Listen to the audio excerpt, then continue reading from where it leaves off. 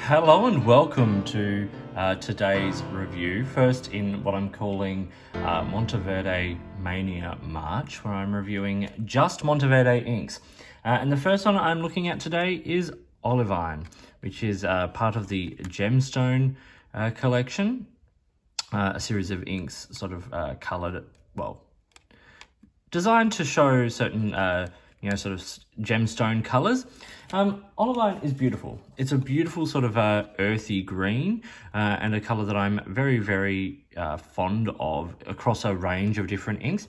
So what I'm going to do is we're going to look at it on a couple of different sorts of paper today, show a couple of little tests I did, and then talk about some bits and pieces. Let's get started. So as always, starting with it here on Tomoe River paper. Now Tomoe River paper, this is the 68 GSM Tomoe River paper. Very, very fountain pen ink friendly. I had the ink in two pens, two TWSBI Go's, a broad and an extra fine, as you can see there. Let's get started. Firstly, let's talk about 5 points here. So Monteverde inks are made, as I have been told, in Austria. Very little information around about that, but made in Austria. This one, as I said, is part of the Gemstone set, a range of inks, sort of based around gemstone colours. The next point is that it has this ITF technology. Now, I'm just taking out of here. I hate these. One thing I will say is I really don't like these plastic Monteverde boxes, I suppose is the best way of putting it. But this is a little bit about the ITF. Now, I'll talk about this on each of these. Most of the Monteverde inks I'm looking at have this technology, and so I'll be covering it in each video just very quickly, but it's an ink treatment formula which improves ink flow, extends cap off time, lubricates feeding system, and improves ink drying time, and sort of it stops things from like clogging and just gives it a nice general sort of performance. I think these inks are really, really good value. Monteverde inks are priced incredibly well, and especially for the amount of ink you get. They come in generally sort of two sizes of bottle. I'm just showing the 30ml bottles for these, but there's also a larger, I think it's like an 80ml bottle, which is great as well. The final little point I'm making today, and this is a strange one, but a lot of people try and match inks to pens and things like that. And Lamy, of course, came out with the Savannah color of the Safari, Savannah Green, to match one of the first editions of the pen.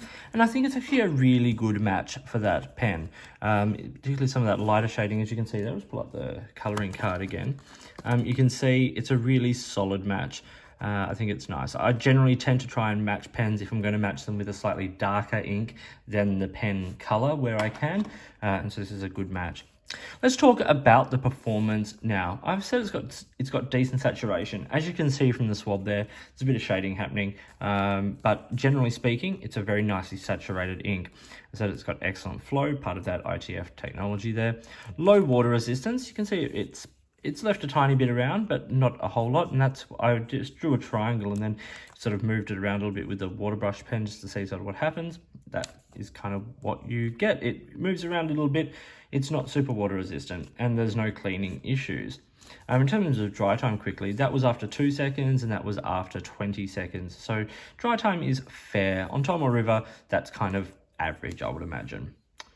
Feather and bleed are minimal, especially on sort of good paper, and even on lower end paper, which we'll see in a second, it's not so bad.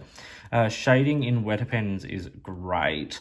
And even in the lighter shading, it's still got really good contrast on the page, which is super important if you're using this ink to write with. You want to be able to actually read it after all. Extras there, no shimmer or sheen, nice shading, and it's definitely not a permanent ink. If we look at the reverse of this page on Tomoe River, you see nothing comes through, ghosting of course, but nothing bleeds through, and the feathering is non-existent on this paper, as you would expect. Let's look at it on some other paper, and then we'll come back to a few other points here. Let's start with the 80 GSM Reflex copy paper.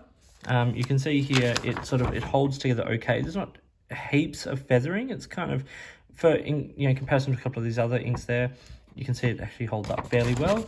And in terms of bleed, I actually think it's okay. I've certainly had a lot worse. And that same performance travels down onto the even lower paper. This is a student notepad paper from Spyrex. And you can see even on this paper, the feathering is actually pretty good. And then the bleed is, once again, in comparison to some other inks, it's fairly minimal. And one thing I like about this ink on these sort of lower end papers, and I actually find this a lot with a lot of inks, is you actually get a really lovely sense of the color, because it gives you a more uniform sort of sense of what you're actually writing with. Now on Rhodia, this is standard Rhodia 80 GSM paper. You see the swab there, beautiful shading, lots of light and shade. It's nice. Holds together very nicely. It's dark. It seems dark, because the ink pools on this paper. Like in comparison, say, to the copy paper here, it seems like a darker shade of ink. It's actually just that it pools a little bit more, but it looks nice. And then the water brush test on that, once again, it moves around quite a lot. The reverse of this page shows nothing comes through. And the broad TWSBI does lay down a decent amount of ink, so that's actually a really nice thing to see.